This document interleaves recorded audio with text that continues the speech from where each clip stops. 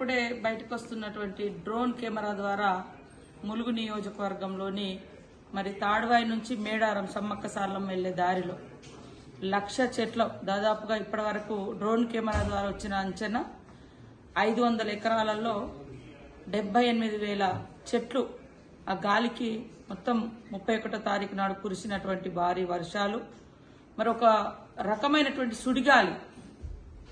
సుడిగాలి రావడంతో 78,000 only drone camera ద్వారా కానీ చెట్టు నుంచి చెట్టు కౌంట్ చేస్తే అది లక్షలలో ఉండొచ్చు అనేది అనిపిస్తా ఉంది.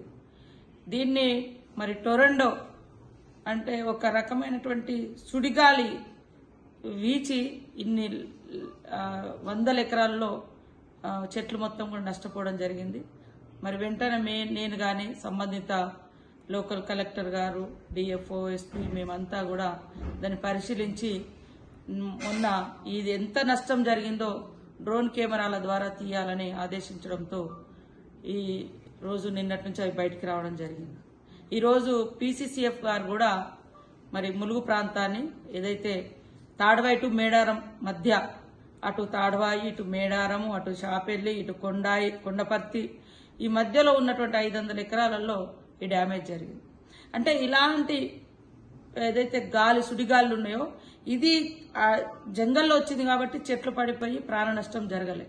అయినా ఆ రోజు రాత్రి ఆ రోడ్ల మీద ఉన్నట్టు ఇటు ఒక దిక్కు నేషనల్ హైవే ఎటునాగరం నుంచి హన్మకొండ మరి తాడువాయి నుంచి మేడారం మధ్య ఉన్నటువంటి చెట్లను కూడా స్థానికంగా ఉన్నటువంటి పోలీస్ అధికారులు, ఎస్ఐలు, సిఐలు, డిఎస్పీ, ఏఎస్పీలు, ఎస్పీ వీరందరూ కూడా ప్రత్యేక చొరవ తీసుకొని డే అండ్ నైట్ కష్టపడి రోడ్ను క్లియర్ చేసి ప్రత్యేక చొరవ తీయాలి. ఇలాంటి గాలులు కూడా ఎక్కడెక్కడ వీచే అవకాశం ఉందని వరదను లేదా వర్షపాతాన్ని ఎట్లయితే మనం చూస్తున్నామో ఇదొక స్పీడ్ విండ్ అనేది ఏమంటారు సుడిగాలి ఏదైతుందో దీని మీద ఒక పరిశోధనలు జరగాలి. లేకుంటే ఊర్లు ఆ గాలిలో కొట్టుకుపోయి ఇండ్ల కప్పు లేచిపోయి ఆ ఇండ్ల మీద ఉన్నటువంటి పెంకలు కావచ్చు లేదా ఇతరత్ర ఏమంటారు రేకులు కట్టయి మనుషులకు కూడా ప్రమాదం జరిగే పరిస్థితి ఉంది. కాబట్టి మేము ముఖ్యంగా సెంట్రల్ గవర్నమెంట్ ఈ రాష్ట్రంలో జరిగినటువంటి ఈ యొక్క వర్షపాతం గాని వరదలు గాని రాష్ట్రంలో గతంలో ఎక్కడా లేనట్టుగా జరిగినటువంటి మేడారం ప్రాంతంలో జరిగినటువంటి చెట్ల గాలితో హననం ఈ చెట్ల హననం జరిగింది. కాబట్టి ఈ స్పీడ్ ఏదైతే సుడిగాలి ఉందో దీన్ని ఖచ్చితంగా అంచనా వేసి నష్టాన్ని పూడ్చాలని కోరుకుంటూ ముఖ్యంగా మేమందరం అనుకుంటా ఉన్నాం ఆ గాలి ఊర్ల మీదకి వచ్చుంటే మేడారం ప్రాంతము సమ్మక్క సార్లం ఏరియాలో ఉన్నటువంటి చుట్టూ గ్రామాలు ఒక్క ఊరు కూడా ఆనవాళ్ళు లేకపోయేదని ఈరోజు అది గుర్తు చేసుకుంటే భయంకరమైనటువంటి పరిస్థితి ఉంది. ఆ తల్లుల దయ మూలంగా చెట్ల మించి గాలి వెళ్ళిపోయి ఊర్లు సేఫ్గా ఉన్నాయని అనుకుంటున్నాం ఈరోజు. కాబట్టి ఇదొక ప్రత్యేకమైనటువంటి ఒక ప్రకృతి విలయం మనం గతంలో ఎప్పుడు చూడలేదు, ఇప్పుడు చూస్తున్నాము. దీని మీద ఖచ్చితంగా పరిశోధన చేయాల్సిన అవసరం ఉంది.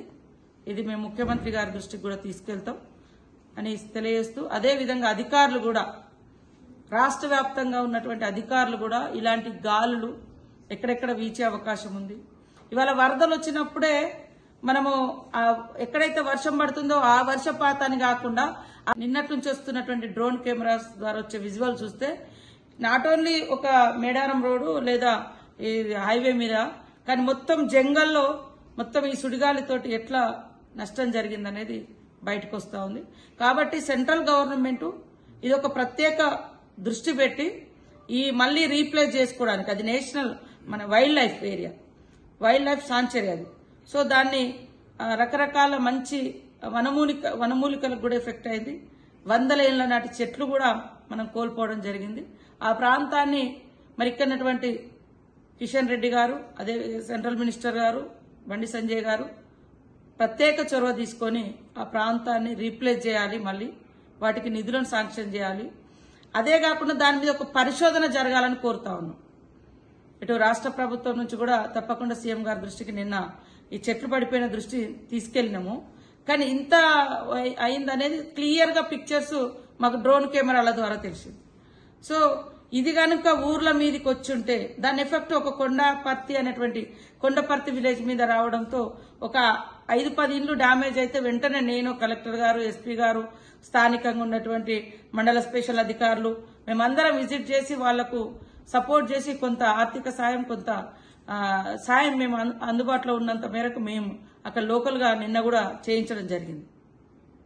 ఇట్లాంటి నష్టం ఈ సుడిగాలి నిజంగా మేడారం మీద గనక వచ్చుంటే ఇవాళ ఆ ఊరు అసలు ఆనవాళ్ళు కూడా ఉండేది కాదనేది ఇప్పుడు మాకు భయం ఇస్తుంది.